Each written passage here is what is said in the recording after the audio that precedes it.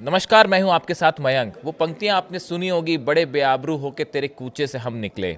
अब ये बात कही जा रही है अमेरिकन फोर्सेस के लिए, जिन्होंने पहले जो है अल उदैद बेस छोड़ा। अब उसके बाद इराक में अल असद बेस भी खाली कर दिया गया है। अब देखिए, सवाल ये है कि ऐसा क्या हुआ कि पिछले 3 दिनों के अंदर अमेरिका को जो है अल उदैद बेस से अपने सैनिकों को वापस बुलाना पड़ा, सबसे बड़ा बेस मिडिल ईस्ट में। उसके बाद जो है दूसरे नंबर का सबसे बड़ा बेस इराक में अल असद बेस, वहां से भी अमेरिकी सैनिक पूरी तरह से बाहर निकल चुके हैं। और सिर्फ सेना ही बाहर नहीं निकली, वहां जितने हथियार थे, जितने इंस्ट्रूमेंट थे, सब लेके लाव लश्कर के साथ बाहर निकल गए हैं। इराक छोड़ दिया उन्होंने, अल असद बेस छोड़ दिया उन्होंने। इसीलिए कहा जा रहा है कि बड़े बेआबरू होकर तेरे कूचे से हम निकले। अब देखिए, इस बात को समझिए।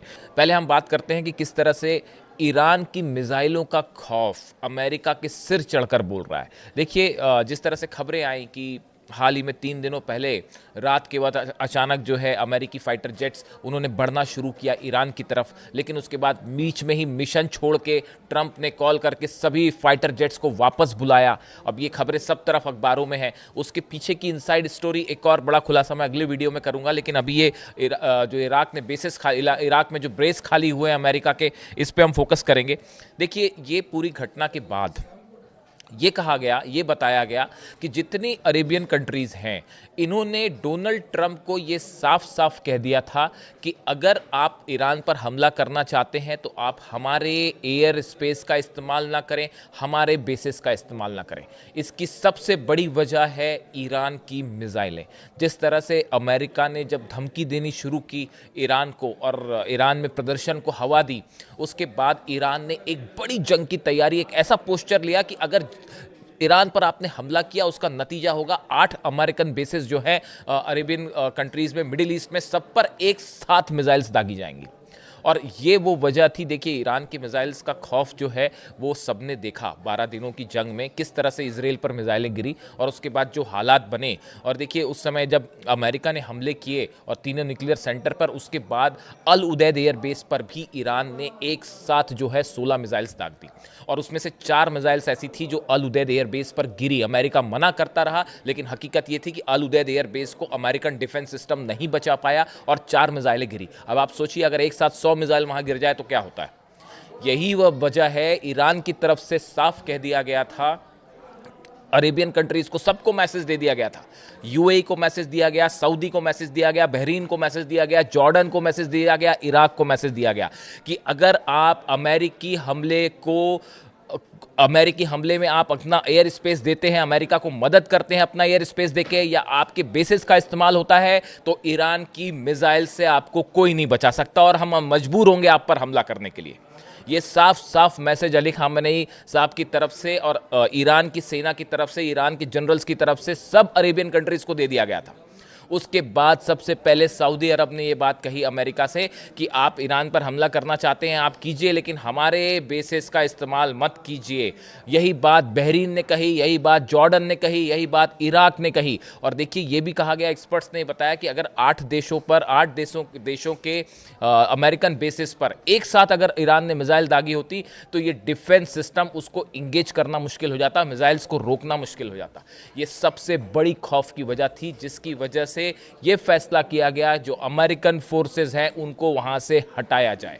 देखिए, जहां तक सवाल है अल उदैद बेस का, 3 दिन पहले ये खबरें आ गई कि अल उदैद बेस पर जितने एक्स्ट्रा 10,000 अमेरिकन सोल्जर्स होते हैं उन सबको वहां से हटाया जाने लगा। और उसके बाद अब खबर जो अल असद बेस है। देखिए, अल असद बेस को लेकर यह भी कहा जाता है कि वॉशिंगटन और बगदाद ने 2024 में यह तय किया था कि अमेरिका के नेतृत्व में बनाई गई सेना सितंबर 2025 तक चरणबद्ध तरीके से हट जाएगी। ये एक समझौता हो रखा था। देखिए, इसका एक एस्पेक्ट ये भी है कि एक समझौता हुआ था इराक के बीच में और अमेरिका के बीच में। ये कहा गया था कि सितंबर 2025 तक ही सेना हट जाएगी, लेकिन नहीं हटी सेना। लेकिन अब जब ये हालात बने, जब ईरान की तरफ से ये धमकियां दी गई कि अगर हम पर हमला हुआ तो सब बेस उड़ा देंगे, उसमें जो सबसे निशाने पे प्रमुख बेसेस थे जिनके निशाने पे, वो अल असद बेस है। ये वही बेस है जब कासिम सुलेमानी साहब की शहादत हुई थी, उसका बदला लेने के लिए ईरान ने एक साथ कई मिसाइल्स इस अल असद बेस पर दाग दी थी। और उस समय ये हालात हुए थे कि जबरदस्त नुकसान पहुंचा था अल असद बेस को, और वहां पे सब कुछ फिर से नया बनाना पड़ा। जितने बेसिस थे वो सब साफ हो गए थे, जितने रनवे थे वो साफ हो गए थे। अब उसके बाद देखिए एक बार फिर वही हालात है और ऐसा माना जा रहा है कि कभी भी हमला हो सकता है और उसका करारा जवाब दे सकता है। अब देखिए सबसे बड़ी जो चुनौती थी, सबसे बड़ी चुनौती ये थी कि ईरान का मिसाइल जखीरा, आखिर क्यों पीछे हटी ट्रंप की सेना। ईरान का मिसाइल जखीरा 600 से ज़्यादा खैबर मिसाइल तैयार है, बटन दबाने की देर और 8 अमेरिकी बेस की तरफ मिसाइल्स उड़ान भर देगी। सबसे खतरनाक ड्रोन का जखीरा, ये जो ड्रोन्स हैं ईरान के किसी को बताने की ज़रूरत नहीं है और ये अमेरिकन बेसिस पर कितना ज़बरदस्त हमला कर सकते हैं आप भी समझ सकते हैं। इसके अलावा अगर फुल फ्लेजेड वॉर हो गई तो इन बेसिस को बचाना, अरेबियन देशों को बचाना मुश्किल हो जाता। वहाँ के बेसिस पर लगातार हमले होते और वो उससे बड़ा नुकसान हो सकता था सऊदी को, यूएई को, बहरीन को, जॉर्डन को, इराक को। इसीलिए इन्होंने कहा कि आप हमारे एयर स्पेस का इस्तेमाल मत कीजिए, अमेरिका से कहा।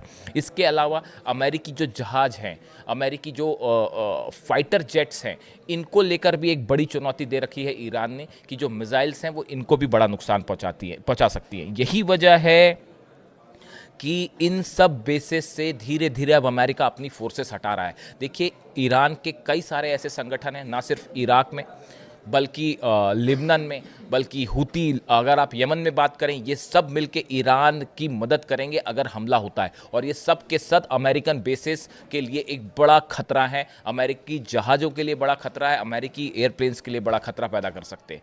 यही वजह है कि सोल्जर्स की कैजुअलिटी ना हो, इस डर से ट्रंप ने अपनी सेना वापस बुलाई है। लेकिन इसका ये कतई मतलब नहीं है कि जंग नहीं होगी। एक बड़ा जमावड़ा अमेरिकन नेवी का, वॉरशिप्स का ईरान के आसपास शुरू हो गया है। ईरान को घेरने की तैयारी हो रही है। हम अगले वीडियो में आपको बताएंगे कैसे हो रहा है। बड़ी संख्या में, देखिए रणनीति ये है कि सहयोगी देशों के बेसिस का इस्तेमाल ना किया जाए, बल्कि समंदर से हमले किए जाएं, एयरक्राफ्ट कैरियर से हमले किए जाएं, ताकि यूएई, सऊदी, कतर, इन देशों पर हमला ना हो।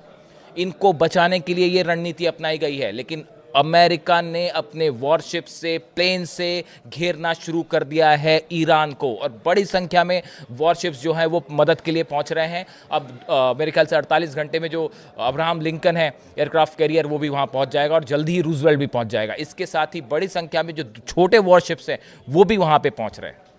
यानी ईरान को घेरने की तैयारी और ईरान की मिसाइलें रेडी। लेकिन इस बीच ये बात सच है कि अमेरिका ने अपने फोर्सेस हटाई हैं, जिसमें बड़ी भूमिका ईरान के मिसाइल्स का खौफ है।